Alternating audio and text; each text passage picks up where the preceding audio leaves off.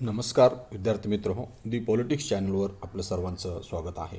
तर विद्यार्थी मित्र हो, आज आपण यशवंतराव चव्हाण मुक्त विद्यापीठाचा पॉलिटिकल सायन्स 286 व्यक्ती राज्य राज्यसंस्था व्यक्ती समाज आणि राज्यसंस्था यामधला घटक 10 जो आहे राज्यसंस्थेचे प्रकार हा अभ्यासणार आहोत. तर विद्यार्थी मित्र हो, यामध्ये सगळ्यात महत्त्वाचं जे प्रकरण आहे ते म्हणजे राज्यसंस्थेचे प्रकारामध्ये एकात्मक राज्य आणि संघात्मक राज्य. राज्यसंस्थेचे प्रकार आपण BA फर्स्ट इयरला स्वामी रामानंद मराठवाडा विद्यापीठामध्ये शासनाचे प्रकार या प्रकरणामध्ये अभ्यासत असतो मागच्या सेमिस्टरला फर्स्ट सेमिस्टरला. त्यामध्ये मग एकात्मक राज्य म्हणजे काय, संघराज्य म्हणजे काय हा भाग त्यामध्ये आलेला आहे. आणि एकात्मक राज्य आणि संघराज्य शासन पद्धती हे प्रकरण सेटलासुद्धा अभ्यासक्रमाला आहे. त्यामुळं राज्यशास्त्रातील अत्यंत महत्त्वाच्या ह्या संकल्पना आहेत. आपण अद्याप पुस्तक पाहिलं नसेल तर हे पुस्तक पाहिल्यावर आपल्या लक्षात येईल की राज्यसंस्थेचे प्रकार असा एक प्रश्न असेल. आपल्याला 100 शब्दामध्ये प्रश्नाचं उत्तर लिहायचं आहे आणि डिस्क्रिप्टिव्ह प्रश्नाची उत्तर लिहित असताना अभ्यास असा करावा लागत असतो, ते पुन्हा पुन्हा वाचावं लागत असते. अभ्यासाचं एक नियोजन करावं लागते आणि मग ते उत्तरपत्रिकेवर कागदावर पेन घेऊन लिहून पाहावं लागत असते. आपल्याला किती आठवते, आठवलं नाही पुन्हा वाचा, पुन्हा हा व्हिडिओ ऐका आणि मग ते पुन्हा लिहून पहा. अशा पद्धतीने आपल्याला परीक्षा सहजपणे देता येऊ शकते. तर आज आपण यामध्ये प्रश्न कशी येतील हे आपल्या लक्षात येईल. एकात्मक राज्य म्हणजे काय, संघात्मक राज्य म्हणजे काय, संघात्मक राज्याच्या अटी सांगा असा तो प्रश्न असेल. राज्यशाही आणि प्रजासत्ताक यातील फरक स्पष्ट करा किंवा लोकशाही आणि सर्वंकष राज्य यामधील फरक सांगा, अशी या उद्दिष्टांमध्येच प्रश्न दिलेली आहेत. ही ती प्रश्न संभाव्य प्रश्न असू शकतात. आलं का लक्षात. त्यानंतर मग आपण पाहिलं पाहिजे की राज्यसंस्थेचे प्रकार, मग त्यामध्ये प्रकार दिलेली आहेत. एकात्मक आणि संघात्मक, राज्यशाही आणि प्रजातंत्र, लोकशाही राज्य आणि सर्वंकष राज्य. आणि या डोबल कल्पना आपल्याला ज्ञात आहेत आणि ही पॉईंट इथं दिलेली आहेत. यातून आपण ते समजून घेतलं पाहिजे. त्यानंतरचा भाग येतो तो म्हणजे संघराज्य. संघराज्य ही जी संकल्पना आहे ती आपण समजून घेतली पाहिजे, कारण ही सगळ्याच परीक्षांमध्ये पुन्हा पुन्हा विचारल्या गेलेली आहे. संघराज्य म्हणजे काय, संघराज्याच्या अटी स्पष्ट करा असा तो प्रश्न असेल. संघराज्य, जगातील काही राज्यांनी संघराज्य पद्धती स्वीकारलेली आहे हे आपण लिहायचं आहे. भारताचाही त्यामध्ये समावेश होतो, कारण भारत हे संघराज्य आहे. संघराज्यात दुहेरी शासन व्यवस्था असते. आलं का लक्षात. कोणती शासन व्यवस्था असते, दुहेरी. संपूर्ण देशासाठी एक केंद्रीय शासन व्यवस्था असते, शिवाय प्रत्येक प्रांतासाठी घटक राज्यासाठी वेगळी शासन व्यवस्था असते. म्हणजे महाराष्ट्र सरकार वेगळं आणि केंद्रामध्ये मोदी सरकार वेगळं. महाराष्ट्रामध्ये आघाडीचं सरकार आहे, त्याला आपण ठाकरे सरकार वगैरे म्हणतो. म्हणजे अशा पद्धतीने 2 वेगवेगळी राज्य असतात आणि या दोन्हीही शासन संस्थांमध्ये राज्यघटनेने अधिकाराची विभागणी केलेली असते. KC व्हियर यांनी असं म्हटलेलं आहे, तुम्ही लक्षात घेतलं पाहिजे विद्यार्थी मित्र. KC व्हियर काय म्हणतात ते म्हटलेलं आहे की संघराज्याची व्याख्या करताना त्यांनी म्हटलेलं आहे की संघराज्यात राज्यघटनेची मध्यवर्ती शासन संस्था व घटक राज्यातील शासन संस्था यांच्यामध्ये अशा प्रकारे अधिकाराची विभागणी केलेली असते की प्रत्येक राज्यसंस्था आपल्या अधिकार क्षेत्रात स्वतंत्र असते व केंद्रीय तसेच प्रांतिक शासन संस्था या समान दर्जाच्या असतात. म्हणजे काय, एकतर अधिकाराची विभागणी आहे, स्वतंत्र असते, केंद्रीय आणि प्रांतीय शासन व्यवस्था असते आणि दोन्हीमध्ये दर्जा समान असतो. म्हणजे संघराज्यात केंद्र सरकार आणि प्रांतिक सरकार यांचा दर्जा समान असतो. याचा अर्थ कोणतेही शासन दुसऱ्यापेक्षा श्रेष्ठ नसते, तर या दोन्हीही शासनामध्ये अधिकाराची वाटणी करणारी राज्यघटना ही सर्वश्रेष्ठ असते, हे आपल्या लक्षात आलं पाहिजे. त्यानंतर पॅरेग्राफ बदलून आपण लिहिलं पाहिजे की अनेक घटक राज्य आणि प्रांत एक होऊन त्यांची एक संघराज्य बनते. संघराज्याची राज्यघटना म्हणजे एक प्रकारे संघराज्य निर्माण करणाऱ्या घटक राज्यांनी केलेला करारच असतो. म्हणजे सगळ्यांनी एकत्र येऊन केलेला तो करार असतो. संघराज्याच्या निर्मितीची प्रक्रिया 2 प्रकारची असते. एक केंद्राकर्षी पद्धत, दुसरी आहे केंद्रोत्सारी पद्धत. केंद्राकर्षी पद्धत म्हणजे केंद्र प्रबळ असते आणि केंद्रोत्सारी पद्धत म्हणजे राज्यांना अधिक अधिकार असतात. जे सत्तेचं विकेंद्रीकरण, एका ठिकाणी सत्तेचं केंद्रीकरण, असा तो भाग आहे. प्रारंभी स्वतंत्र असणारी पण भौगोलिकदृष्ट्या सलग असणारी राज्य काही कारणाने आपले स्वतंत्र अस्तित्व विसर्जित करून सर्वांची मिळून एक संघराज्य निर्माण करतात. पहा, तर ते केंद्राकर्षी पद्धतीने बनलेले संघराज्य होय. अमेरिका या संघराज्याची निर्मिती या पद्धतीने झालेली आहे. याउलट मुळात एकात्म असलेल्या राज्याचे संघराज्यात रूपांतर केले जाते ते केंद्रोत्सारी पद्धतीने बनलेले संघराज्य होय. भारत हे या पद्धतीचे उदाहरण आहे. ब्रिटिश राजवटीत भारतात एकात्म शासन पद्धती होती. 1935च्या कायद्याने भारतात संघराज्य पद्धतीचा प्रारंभ झाला. पण खऱ्या अर्थाने स्वातंत्र्यप्राप्तीनंतर भारतात संघराज्य पद्धती अस्तित्वात आली. स्वतंत्र भारतात भाषिक तत्वावर प्रांताची पुनर्रचना करून संघराज्य निर्माण करण्यात आले.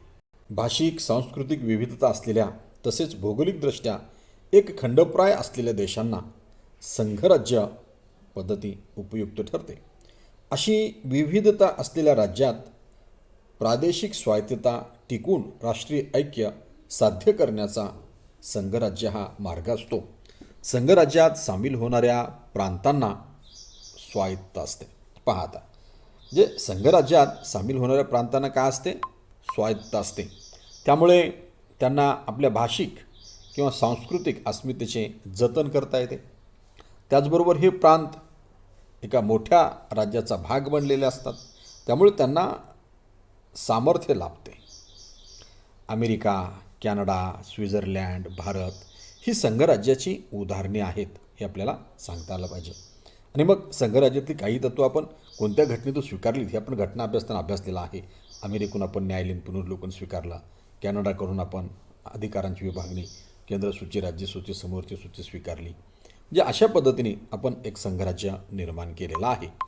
मग संघराज्य निर्मितीसाठी आवश्यक अटी असा मुद्दा टाकून पुढचा भाग आपण घेतला पाहिजे. तो काय आहे? तर संघराज्य निर्माणासाठी काही अटींची पूर्तता होणे आवश्यक आहे. तर आपण लक्षपूर्वक ऐकलं असेल, वर्ष वाचलं असेल तर आपल्या लक्षात आलं असेल की संघराज्य निर्मितीसाठी काय अटी आहेत आणि त्या 4 अटी आहेत. त्या आपण अशा क्रमाने लिहिल्या पाहिजेत. निश्चितपणे ते आपल्या लक्षात आलेत, वर आपण ते उल्लेख केलेले आहेत. पहिली अट आहे, केंद्र सरकार व राज्य सरकार किंवा प्रांतिक सरकार यात अधिकाराची विभागणी ही संघराज्याची पहिली आवश्यक अट आहे. ही अधिकार विभागणी राज्यघटनेने केलेली असते. तर दुसरी अट आहे, संघराज्याची राज्यघटना लिखित असावी लागते. लिखित राज्यघटना ही संघराज्याची दुसरी अट आहे. मग आपल्याकडे ती आहे का? नाही आहे. विशेषतः केंद्र सरकार व घटक राज्य यांची अधिकार क्षेत्र घटनेने स्पष्टपणे ठरवून दिलेली असावी लागतात. मग आपल्याकडे काय आहे? केंद्रसूची आहे, राज्यसूची आहे आणि समवर्ती सूचीमध्ये दोघांनाही अधिकार दिलेले आहेत. काही विषय समवर्ती सूचीत ठेवलेले आहेत.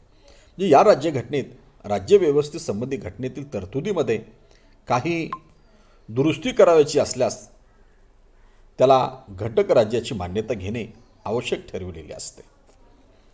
त्यानंतरची तिसरी अट आहे, संघराज्यात केंद्र सरकार व घटक राज्य यांच्यात अधिकार क्षेत्रावरून तंटा उद्भवण्याची शक्यता असते.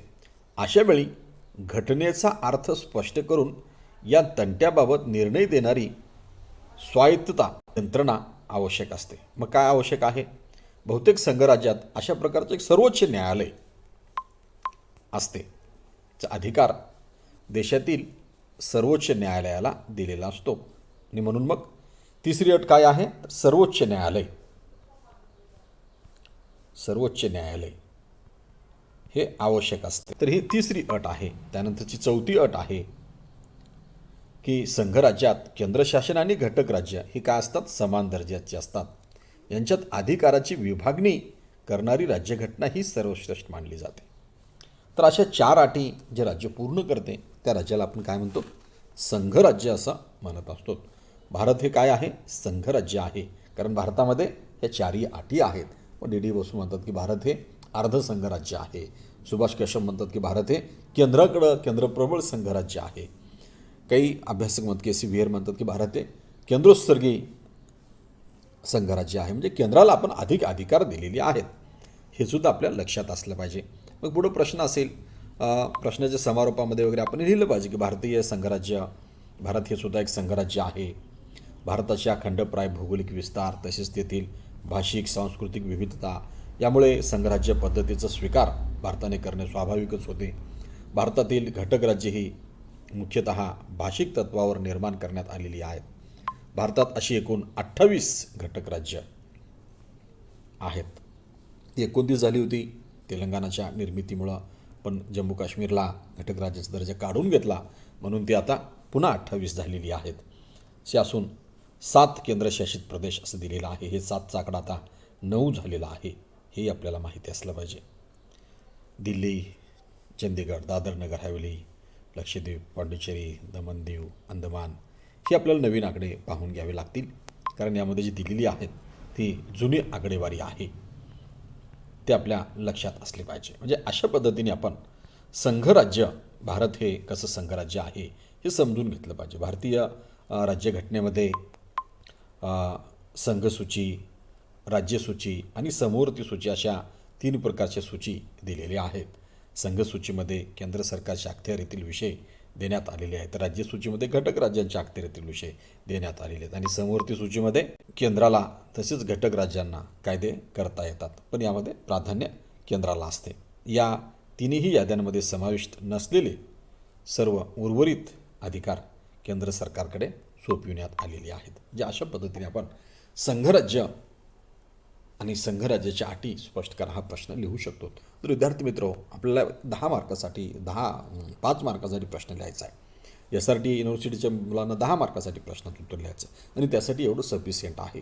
हा व्हिडिओ पुन्हा पुन्हा ऐका, चिंतन करा, मनन करा, पुन्हा आठवण करून पहा, आणि जेवढं आठवते तेवढं कागदावर पेन घेऊन लिहून पहा. अशा पद्धतीने सराव केलात तर निश्चितपैकी आपण पैकीच्या पैकी मार्क घेऊन पास व्हाल. आपल्या सर्वांना परीक्षेच्या शुभेच्छा देतो. न्यायालयाच्या निर्णयानंतर पुन्हा परीक्षा MCQ होण्याची शक्यता कमीच आहे, डिस्क्रिप्टिव्ह होतील, तर त्यावर लक्ष ठेवून राहा. या चॅनल नव्याने आलं चॅनल सबस्क्राईब करा. धन्यवाद. जय हिंद, जय महाराष्ट्र.